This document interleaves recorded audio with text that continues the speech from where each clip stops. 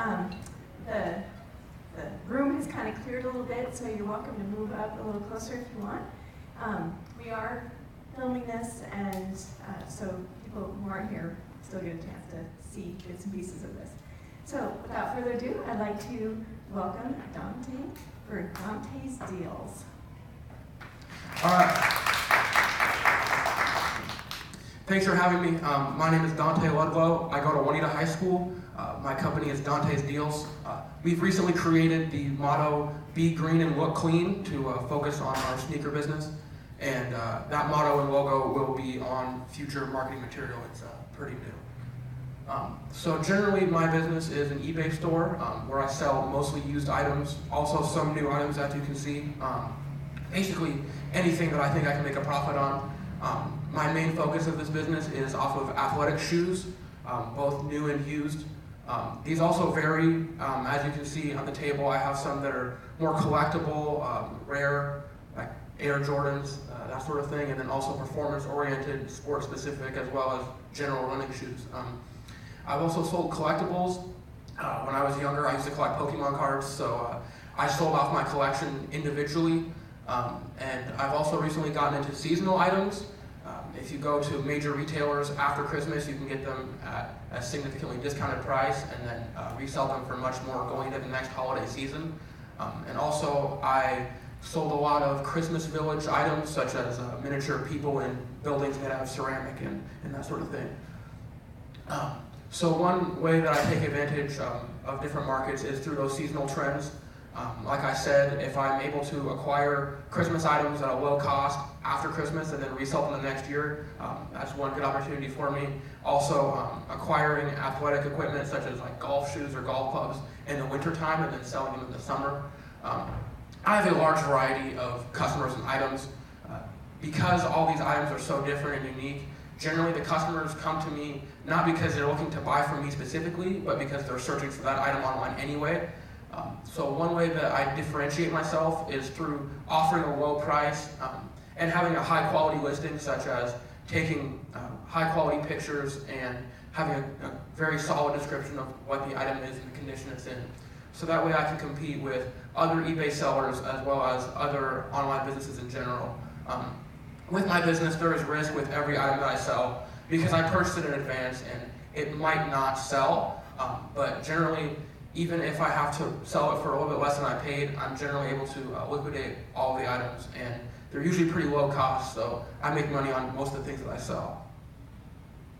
One way that I keep track of my sales is through my monthly goal setting.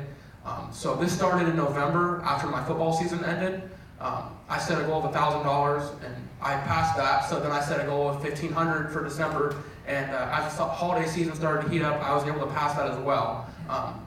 Then in January, me and my mom moved from our large house to a very small apartment, and a large part of my free time in that month was spent packing and unpacking my stuff, both my personal stuff and my business. So as you can see, I was not able to reach my goal for total sales that month. But in February, I set my goal much lower, and I was able to reestablish myself as we got moved in and start to build that business back up. And then this month, I've set a little bit of a higher goal, and I'm on pace for my best month of sales ever. That number's actually wrong. I've sold 2 things since I made this PowerPoint, so it's actually about $22 higher than that. So one advantage of my business is that I don't actually manufacture anything myself. I just buy it and resell it. So there's no high cost upfront there. I acquire my product. I go to a lot of thrift stores such as Value Village and Goodwill, and I'll buy just about anything that I think I can resell. Like I said, I specialize in shoes just because I know a lot about them. As a sneaker collector myself, I'm able to find shoes that I think have high value. And I also purchase shoes through Facebook groups. There are large communities of young athletes and shoe collectors through social media that buy, sell, and trade their shoes.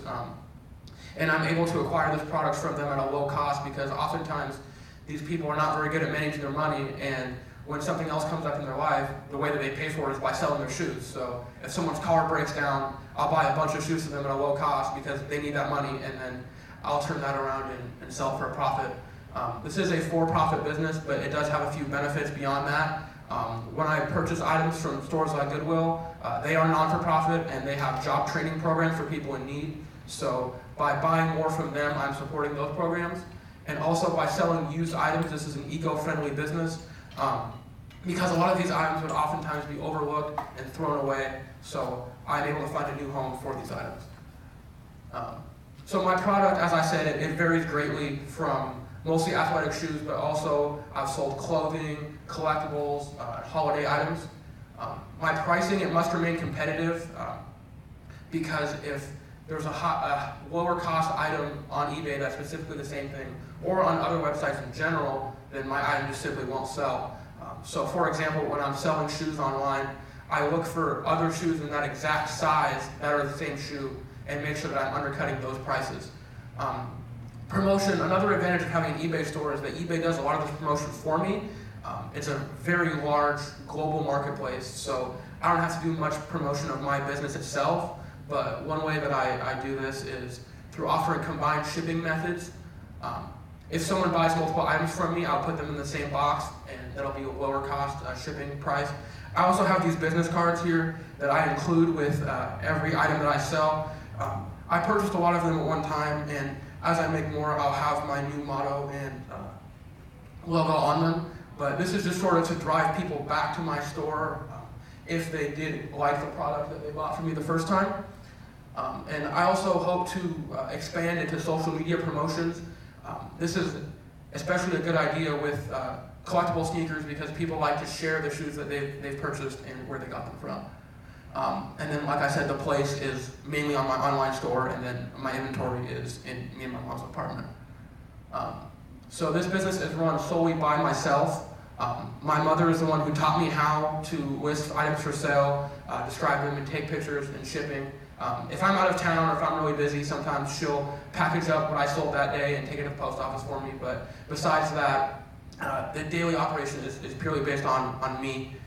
Some of the skills that are required are that I have to be able to find items that are of value and that are undervalued, as well as taking good pictures, writing accurate descriptions, and also being able to calculate the cheapest shipping method so that my customers are more likely to actually purchase from me. So I've recently switched to an itemized inventory system. If you read my paper, I originally wrote that I kept track of the total amount that I spent on inventory and sold each month, but this allows me to keep track of each individual item better because each item is unique, and that can help me pick what exactly I want to buy. Some of my fixed costs include my store subscription, and I included my cell phone payment and car insurance because I need my cell phone to look up the value of items, and my car insurance is required for me to actually be able to go out and purchase them. Some of my variable costs include the fees based upon selling these items, the cost of goods, and packing supplies, which I have to buy in bulk every few months. One thing that I take pride in is my break-even analysis. I broke even on my first sale with that pair of shoes that you see pictured. I bought them for $20 and then sold them for $150 to someone who lived in New Zealand. And then I took that money and reinvested it in other items, and I've continued to reinvest my profit. And to date, I have a little over $18,000 in sales.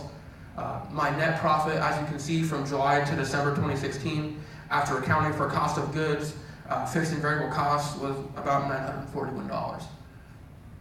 So there's a lot of different ways that I plan to use this cash award if I win today. One of them is for more professional looking packaging. As I said, I do buy packaging in bulk, but sometimes I run out, and so then I'm forced to turn to the kitchen and find any box that I possibly can. This is not a very good look to customers, and I hope to legitimize my business by being able to buy larger quantities of customized packaging, maybe with my logo on it in the future, so that I don't have to use soda boxes. I also desperately need a storage unit. Since me and my mom moved to a smaller apartment, this is our living room. And as you can see, I've stored my inventory and tried to organize it to the best of my ability, but this is not what a living room should look like. So I plan on moving a lot of this into a storage unit that I will be visiting on a regular basis as I sell items. And also, I plan on attending college at Washington State University next year, and I will not be able to fit 100 pairs of shoes in a dorm room, so I will also need a storage unit when I'm in Pullman.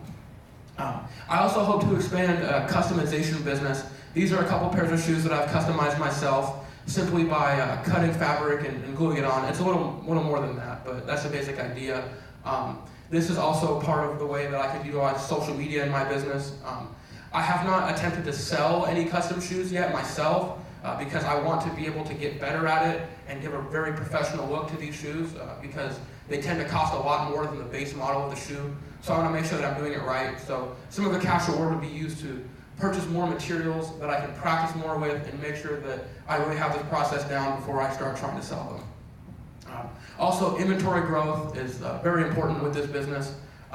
I've discovered that my monthly sales tend to have a direct relationship with the amount of product that I've acquired in the previous month.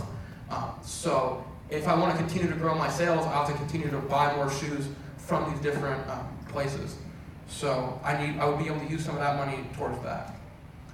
In closing, I've been able to turn my passion for sneakers into a business that has become my primary source of income because I've been able to utilize the knowledge that I already have.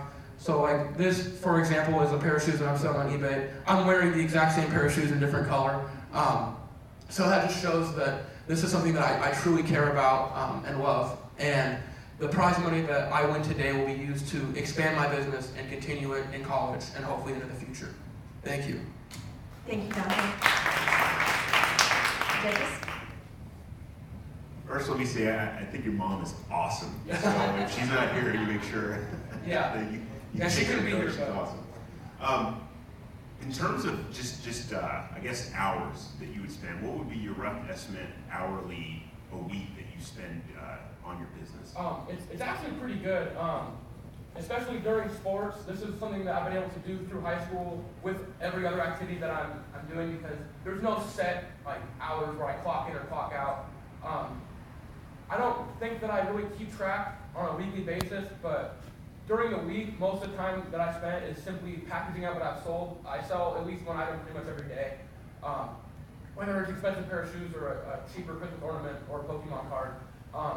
So it can be like 15 minutes a day during the week, and then if I have some free time, maybe I'll spend a couple hours listing new items, and then meeting up with people to buy new items. So I don't know, maybe 10 to 20 hours a week, including the weekends, because the weekends are where I put more time into it. Can you talk a little bit about the scalability? How are you going to hire somebody? How are you going to duplicate your? Well, this isn't something that I really plan to make a career out of, but this is something that I plan to use in college, just sort of as an extra source of income. Because the hours are very flexible, it'll work with my busy schedule. I hope to continue to grow my sales, but I understand that working by myself, it can only go so far. So I can potentially hire people in the future, but also, as I go off to college, I've established a lot of business connections with people through those social media groups, where I'm able to acquire large amounts of shoes from them at low cost. So that's part of the way that I'll be able to scale this business. So I've got a couple questions. First one is, it sounds like your passion is for shoes. Number one, how did you learn about what makes a shoe valuable? So I've had ankle problems since I was a little kid, and in elementary school I discovered that the most comfortable pair of shoes for me was a supportive basketball shoe.